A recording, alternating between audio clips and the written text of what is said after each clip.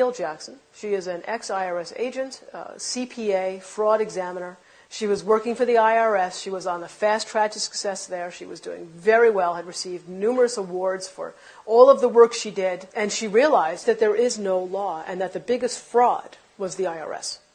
I tried to be the best at whatever I did. So when I got to the IRS, I hit the ground running. My first year in 1988, I got the Fraud Award. It's a big shaped in Georgia award for fraud. But I got numerous awards, and my biggest one is from the IRS commissioner himself back in 1995. It was Fred T. Goldberg. One of the things that I wanted to tip you off on as far as what the IRS does before I get into the story, they had, I don't know what they're doing now, but they had what's called a Market Segment Specialization Program, or MSSP. They would take different market segments, like ministers, and try to figure out how much money you were underreporting. Let's take beauticians, for example. I'm going to audit her beauty shop. She owns the shop, and she has some people working there. Based on the assumption that the IRS has that people don't report all of their money, but they like to put all their expenses on there. So granted, all her expenses are on the tax return, and I figure out how many bottles of this and that she bought, I can calculate a dollar figure. So I'll tell Sophia, after it's all over and we're buddy-buddy, I just shock her, and I say, well, guess what? It looks like, based on my calculations, that you really brought in $80,000, but you have $50 on the tax return. So here, you owe the IRS back $30,000. What would she do? She would sign off on it. I only had 2 cases in 7.5 years where somebody actually bucked at me. People are so afraid. The government and the media have gotten you guys so afraid of the IRS that you don't even buck them. Now, mind you, she might have left some money off. Maybe there was several times where she just didn't report the cash. And maybe that's why. Maybe she has no idea how much she, quote-unquote, underreported. Maybe that was it. But they always acquiesce. They got one, anybody own a laundromat, they have one that will calculate, based on your water bill, how many loads were washed at your laundromat. And the point to all of this is what they do to people, and people just acquiesce to it. When I quit the IRS in 1995, and after maybe a year of being Jim Cleaver and realizing that that was just not me, I hung my shingle, which in accounting terms or business terms is you start your own business. Now, you know that picture of Uncle Sam, the one that says Uncle Sam wants you? I used that same picture, and I had it really big, and it says, Uncle Sam wants your money. But I'm a former IRS agent, and I'm going to show you how to get it back. You know, the people came running. And then these people start coming to me saying, I keep hearing that we're not supposed to pay tax. Or I keep hearing that the tax law is a fraud. And like I said, I was raised differently. I never would look at that person and say, you're a cuckoo. I wouldn't even think it. It was like, okay, you know, in this back burner back here, I would think to myself, okay, there's some people out there that actually think that the income tax doesn't apply to us, or it's a fraud, or it's being misapplied. But I didn't do anything about it because, remember, I'm rolling around with my little businesses and whatnot. So one night maybe in early June, one of my pastor clients called. It was night. It was about 9 o'clock at night. And she said, you know what? I think it was maybe a Wednesday night, after her Wednesday night service. She said, I've got this parishioner that just keeps bugging me about this income tax. She's talking about that we're not liable for the income tax, and she wants to talk to you. Can I give this lady your telephone number? And I said, okay. So maybe about 10 minutes later, this lady called me. She said, I have a question for you. Are we supposed to pay income tax or not? And I said, okay. Do you want the cuffed answer or do you want the real answer? She said, I want the real answer. I said, well, I really don't know. You know, even though I'm a former IRS agent, I haven't done the research, but I hear that there's a credible body of evidence out there that says that we don't owe the income tax. I was okay. I mean, I took the information. I was sitting there listening like, okay. And, you know, I said, okay, this lady had a lot of information. I don't know where she got it from. So a few weeks later, she called me again and she said, Miss Jackson, remember that information I told you on the phone? It's in the USA Today. Pull it up on the internet. Okay, so I got the USA Today. It was July 7th, 2000. And it says, Dear we the people, most citizens are not required to file an income tax return. The 16th Amendment to the Constitution is a fraud. And if you file, you waive your Fifth Amendment rights. I said, okay, that's some of the stuff she was saying. Now, this is a lot of reading. But I kept reading because I was very interested, you know, being a CPA and into fraud and all that. I wanted to see what was going on. So here in the third column, it says no one has been able to collect the $50,000 reward offered by Bill Conklin to anyone that can identify the section of the Internal Revenue Code that makes a typical worker liable for the income tax. I'm serious about winning is $50,000. Okay, so it's at my desk. Basically, I just shoved everything off my desk and got the codes out, the regulations out, the tax guide I got on the internet to look at the Cornell University site, all these different things, and I started researching. And 2 weeks later, I said to myself, oh my goodness, we have a problem here. It doesn't look like I'm going to win this money. And I was sitting there at my desk thinking, this thing is a fraud. 2 weeks it took me to sit there and realize that. I didn't just look at the positive, I looked at the negative, I looked at the IRS site. All these things are going on. This thing is a fraud. Being a CPA and a former IRS agent, I sat there at the desk, I was by myself, and all these thoughts started going through my head. The first thought was, now I'll finally open up the codes and regulations. Because see, at the IRS, they trained us with these little guides. We didn't use the codes and regulations. We would get one of these, and you would have to read it, understand it, and pass this little test. And all these little guides that I got, I read them, and I made A's on all my tests. And I thought, and I guess the rest of the agents in training thought, that the information that was in here was the same that was in those thick codes and regulations. But it's not necessarily the same. The things that are in these training manuals are not necessarily the same thing as in the codes and regulations. I learned that in my studying. In the time that I was doing the research, I also learned about the pocket commission. Now, I'm going to let this go around the room, but y'all got to give it back. This is the outside that I purchased of the pocket commission that I had. And before I left, I had the sense of mind to make a copy. This is the little badge I used to flip out at people and say, give me your books and records. Give me your bank statements. Give me all your credit cards, And, people, okay, here. Even the counties, I go to the county, do it. I go just about anywhere and flip this little thing out and get whatever I want. There's a lot of power nuts out there doing that, guys. Y'all know it. Half of you already know about it. There's an enforcement pocket commission, and there's a non-enforcement pocket commission. And I started looking back at this thing. It has SER, Southeast Region. First of all, I'll read it. It has my picture up here, and it says, Sherri Jackson, whose signature and picture appear above, is duly commissioned as Internal Revenue Agent and has authority to perform all duties conferred upon such officers under all laws and regulations administered by the Internal Revenue Service, including the authority to investigate and require and receive information as to all matters relating to such laws and regulations. And it has SER and some other numbers and an A.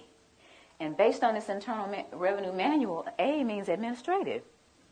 So I'm an administrative clerk out there on the front lines. And I'm an administrative clerk with a non-enforcement pocket commission.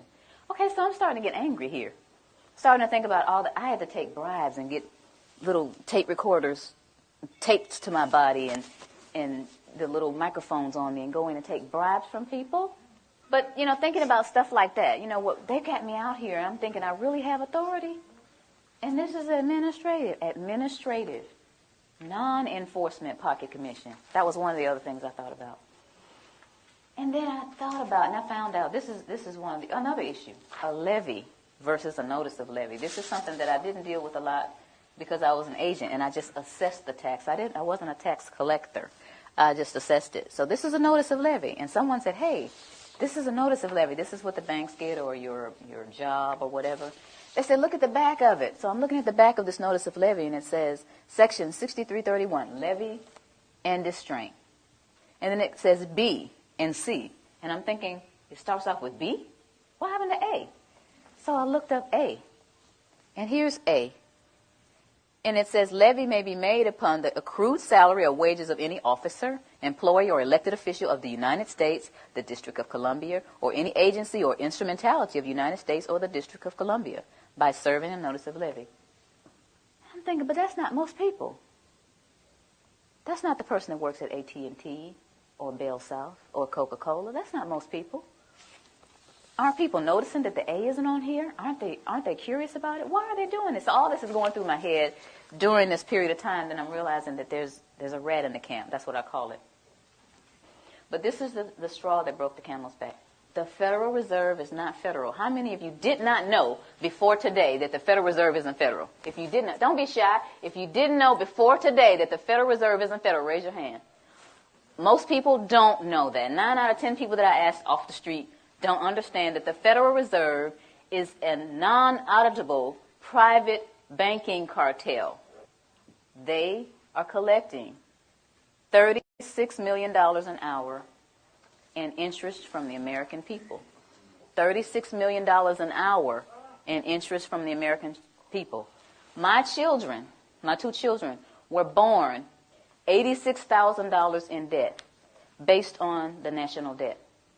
Now, why am I going to take away from those children to give to somebody that is going to be born in 2030? That's not going to happen. So that was my decision. It was very easy. You know, you think about stuff like fear. Oh, the IRS is going to get you. They're going to take your stuff. That's not important to me. Stuff's not important to me. My children are important to me. I'm one of those mothers that will roll up her sleeves with one leg and try to whoop you if you mess with my children. And I think that a lot of mothers are like that. So this is what my decision was. And I went on and started educating people.